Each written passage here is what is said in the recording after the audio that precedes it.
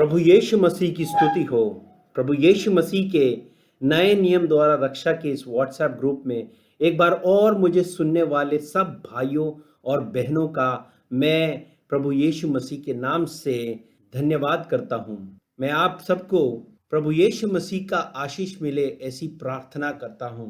इस समय बहुत ही कठिनाइयों से ये दुनिया गुजर रही है, लेकिन हमें बहुत आशा है कि हमें आने वाले समय में प्रभु यीशु मसीह के आगमन के द्वारा उनके साथ जुड़ने का अवसर प्रदान होने वाला है। यहाँ एक सच्चे विश्वासी के लिए सबसे खुशी देने वाली बात है। आज जो विषय के बारे में मैं आपसे चर्चा करना चाहता हूँ वह है चांदी के 30 टुकड़े। जकरिया की पुस्तक 11वां अध्याय उसका 8वें वाक्य से मैं पढ़ रहा हूं। मैंने उन तीनों चरवाहों को 1 महीने में नाश कर दिया, परंतु मैं उनके कारण अधीर था और वे मुझसे घृणा करते थे। तब मैंने उनसे कहा, मैं तुमको ना चराऊंगा। तुम में से जो मरे वह मरे और जो नाश हो वह नाश हो, और जो बची रहे वे एक दूसरे का मांस खाए। और मैंने वह लाठी तोड़ डाली जिसका नाम अनुग्रह था, जो वाचा मैंने सब अन्य जातियों के साथ बांधी थी उसे तोड़ूं। वह उसी दिन तोड़ी गई और इससे दीन भेड़ बकरियां जो मुझे ताकती थी उन्होंने जान लिया कि यह यहोवा का वचन है, यह यहोवा का वचन है। तब मैंने उनसे कहा, यदि तुमको अच्छा लगे तो मेरी मजदूरी दो और नहीं तो मत दो। तब उन्होंने मेरी मजदूरी में चांदी के 30 टुकड़े तोल दिए। तब यहोवा ने मुझसे कहा, इन्हें कुम्हार के आगे फेंक दे। यह क्या ही भारी दाम है जो उन्होंने मेरा ठहराया है। तब मैंने चांदी के उन 30 टुकड़ों को लेकर यहोवा के घर में कुम्हार के आगे फेंक दिया। भाइयों और बहनों, इस जगह यहोवा जकरिया नामक इस भविष्यद्वक्ता के द्वारा यहोवा के लोगों से बात कर रहे हैं कि इसमें यह बता रहे हैं कि उस समय जो चरवाहे थे उन्होंने अपने भेड़ बकरियों की देखभाल नहीं की, इसीलिए यहोवा खुद इस दुनिया में आया। उसने कहा, मैं अच्छा चरवाहा हूँ और मेरी भेड़ बकरियां मुझे ताकेंगी।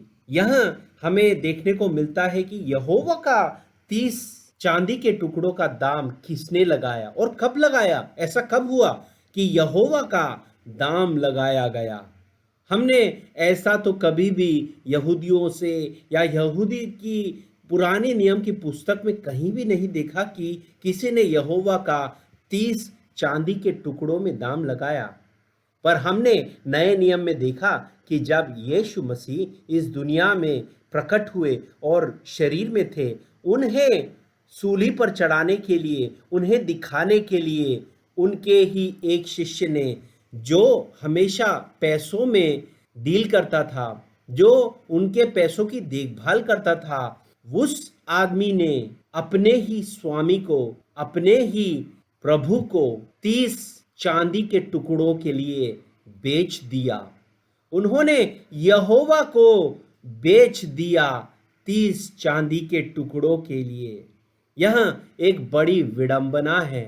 आज कहीं इस दुनिया के चरवाहे जो अपने आप को पासवान और अपने आप को फादर और अपने आप को कहीं रेवरेंड और मोस्ट रेवरेंड कहते हैं, वो पैसों के लिए यहोवा को बेच देते हैं। पैसों के लिए यीशु मसीह ही यहोवा है, यह सच को छुपा देते हैं। पर परमेश्वर के वचन में कुछ छुपा नहीं है। यहाँ जकरिया के पुस्तक में हमें बताया गया कि जो 2 या 3 बकरी हैं, जो दीन भेड़ बकरियां हैं, जो कम हैं, वो मुझे ताकती हैं। उन्होंने यह जान लिया कि यह यहोवा का वचन है। तो जो बकरियां, जो बकरे या भेड़ जो यहोवा को ताकते हैं और यहोवा के वचन को सुनते हैं और यहोवा के वचन को ही मानते हैं, उन्होंने यह जान लिया कि ये जो जिसको 30 चांदी के टुकड़ों के लिए बेचा गया, ये मेरा यहोवा है, यह मेरा बनाने वाला है, यह ही मेरा उद्धार करता है। दूसरी बकरियां और दूसरे जो चरवाहे थे, उन्होंने ना पहचाना, उन्होंने उसको बेच दिया, उसके सच को बेच दिया, और उस सच को बेचकर उन्होंने इस दुनिया के कुछ चांदी के टुकड़े और कुछ पैसों के लिए अपने सच को बेच दिया और उसके लिए उससे एक झूठ को अपने लिए खरीद लिया और उस झूठ के मार्ग को अपना लिया और उस झूठ के मार्ग के लिए इस दुनिया में चल रहे हैं। उनका लक्ष्य केवल एक ही है, उनका लक्ष्य केवल मांस और जड़ में जो भी उनकी जो आवश्यकताएं हैं उसकी पूर्ति ही उनका मार्ग है, वही वह चाहते हैं। और उसके लिए वह जो जो जिन बकरियों, जिन भेड़ों को वचन पता नहीं है, उनको भटका देने वाला काम ये जो चरवाहे हैं, जो अपने आप को चरवाहा बताते हैं, वह करते हैं। पर इसीलिए यीशु मसीह ने कहा, यूहन्ना की पुस्तक अध्याय 10 में कहते हैं कि मैं तुझसे सच सच कहता हूं कि जो कोई द्वार से भेड़शाला में प्रवेश नहीं करता परंतु और किसी और से चढ़ जाता है, वह चोर और डाकू है। तो कई लोग हैं जो दूसरे मार्गों से यीशु मसीह तक पहुंचना चाहते हैं और वो इस भेड़शाला में दूसरे दूसरे तरीके से घुसने के चक्कर में हैं। लेकिन यीशु मसीह उनके बारे में क्या कहते हैं कि वो चोर और डाकू है। परंतु जो द्वार से भीतर प्रवेश नहीं करता वह भेड़ों का चरवाहा है। उसके लिए द्वारपाल द्वार खोल देता है और भेड़ें उसका शब्द को सुनती हैं और वह भेड़ें अपने को नाम ले लेकर बुलाता है और बाहर ले जाता है। और जब वह अपनी सब भेड़ों को बाहर निकाल चुकता है और उनके आगे चलता है और भेड़ें उसके पीछे पीछे हो लेती हैं क्योंकि उसके शब्द को पहचानती हैं।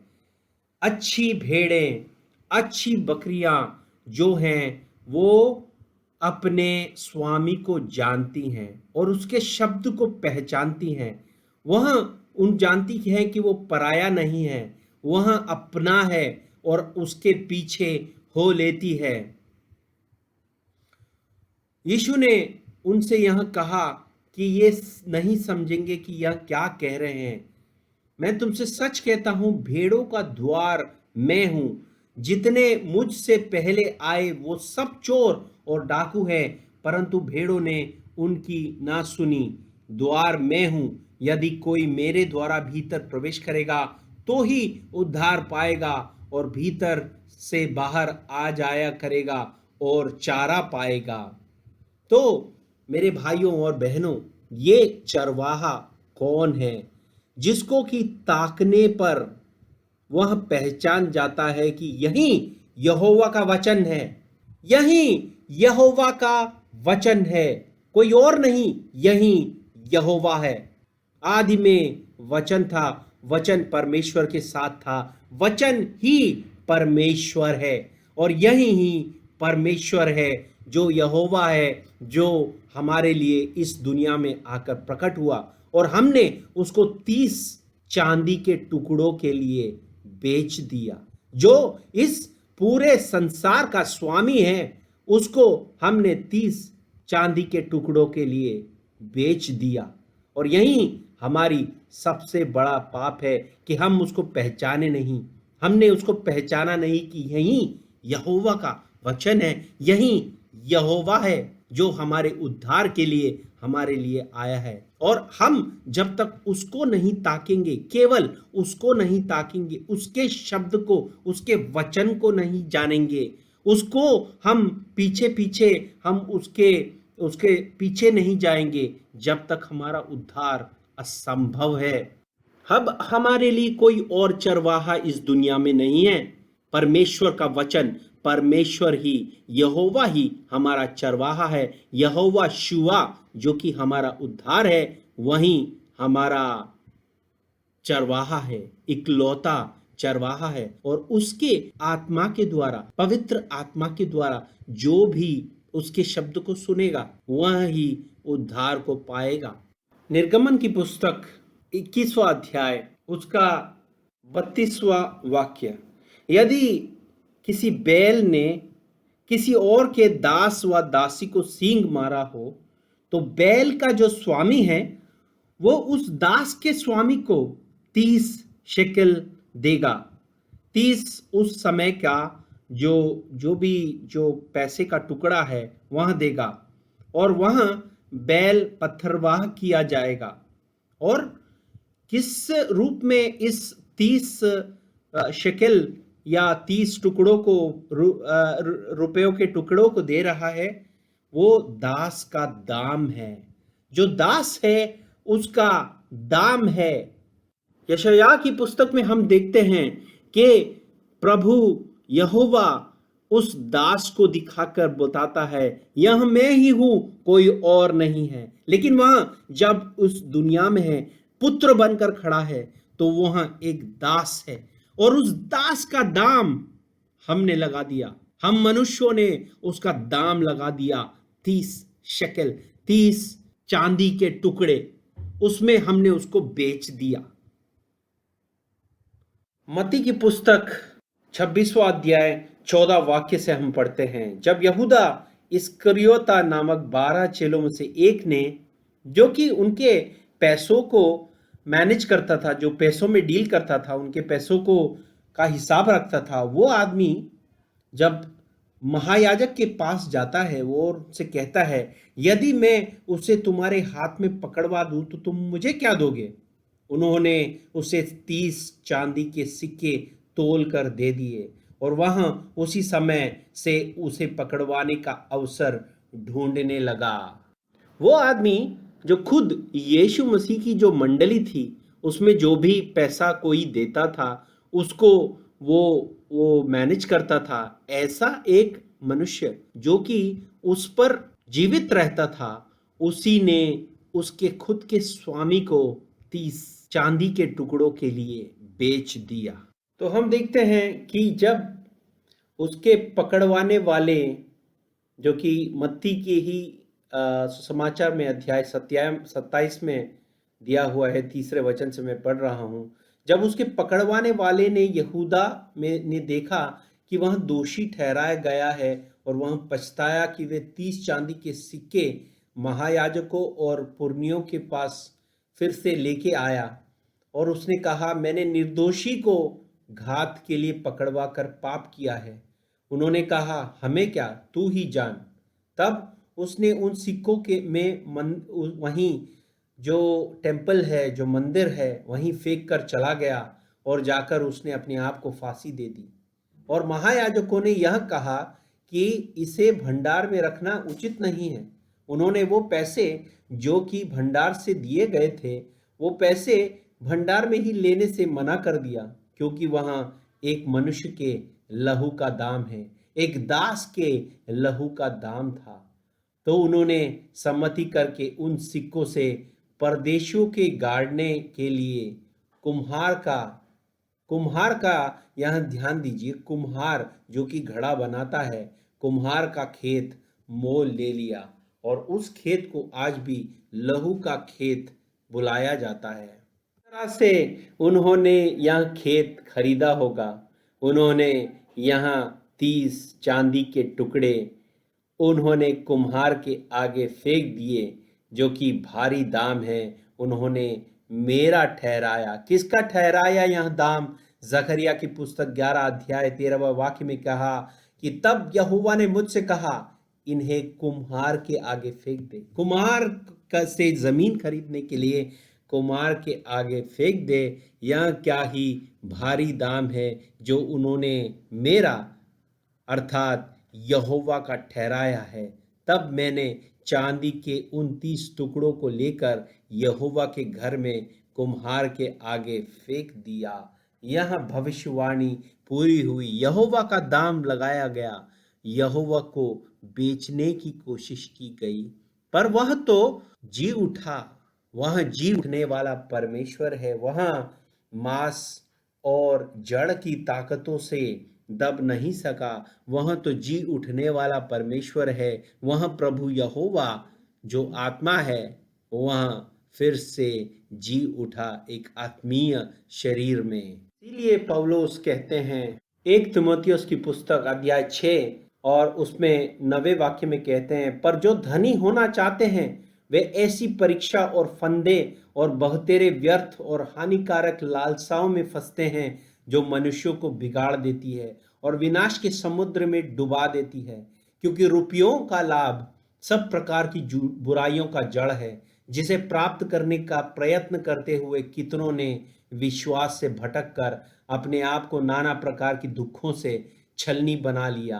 पर हे परमेश्वर के जन, तू इस बातों पर से भाग और धर्म, भक्ति, विश्वास, प्रेम, धीरज और नम्रता का पीछा कर।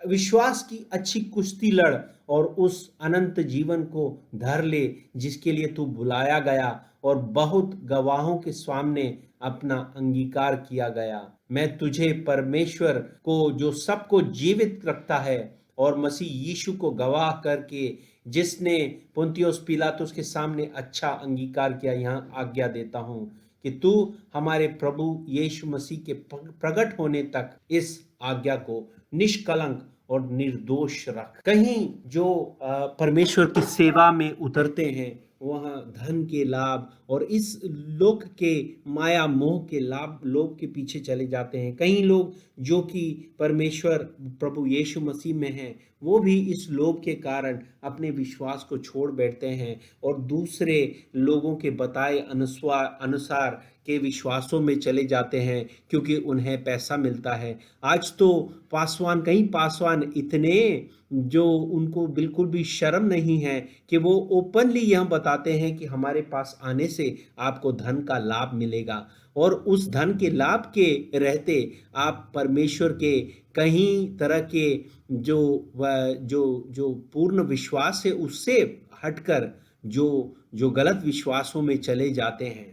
पौलुस इसीलिए जो कि प्रेरितों के काम में 20वें अध्याय में 29वें वाक्य से कहते हैं, मैं जानता हूं कि मेरे जाने के बाद फाड़ने वाले भेड़िए तुम में आएंगे जो झुंड को ना छोड़ेंगे। अब ये सोचिए कि पौलुस जो अपने कब बता रहे हैं कि फाड़ने वाले भेड़िए आएंगे, मेरे जाने के बाद, मतलब इमीडिएटली उनके जाने के बाद। तो ये कोई जो फाड़ने वाले भेड़िए आजकल में नहीं आए हैं, वो उस समय से ही घूम रहे हैं क्योंकि वो हमेशा परमेश्वर की मंडली पर वो उनको खा जाना चाहते हैं, जो उनके मांस को फाड़ देना चाहते हैं और उनके जो विश्वास को उनको हटा देना चाहते हैं। और तुम्हारे ही बीच में से एक ऐसा मनुष्य उठेंगे जो चेलों को अपने पीछे खींच लेने को टेढ़ी मेढ़ी बातें कहेंगे। ये जो भेड़िए हैं वो टेढ़ी मेढ़ी बातें कहकर वो अपने अनुयायी को लेकर चले जाते हैं। और आगे 34वें वाक्य में इसीलिए पौलुस बड़े ध्यान से सुनिए, कहते हैं कि 33वें वाक्य में कहते हैं, मैंने किसी की चांदी, सोना या कपड़े का लालच कभी नहीं किया। तुम आप ही जानते हो कि इन्हीं हाथों ने मेरी और मेरी साथियों की आवश्यकताएं पूरी की है। वो अपने हाथों की तरफ बताकर कहते हैं कि मेरे हाथों ने ना केवल मेरी पर मेरे साथियों की भी आवश्यकताएं पूरी की है और मैंने तुम्हें सब कुछ करके दिखाया कि इस रीति से परिश्रम करते हुए निर्बलों को संभालो और प्रभु यीशु की बातें स्मरण रखना अवश्य है कि उसने आप ही कहा कि लेने से देना धन्य है। प्रभु यीशु मसीह आपको इस परम वचन से, उसके परम सत्य से आपको आशीष रखे और हम सब काम कर ना केवल अपने और अपने साथियों की भी आवश्यकताएं पूरी करें ताकि हम विश्वास के दौड़ में परमेश्वर की आवाज सुन उसके वापस आने तक विश्वस्त रह सके। प्रभु आप सबको आशीष दे।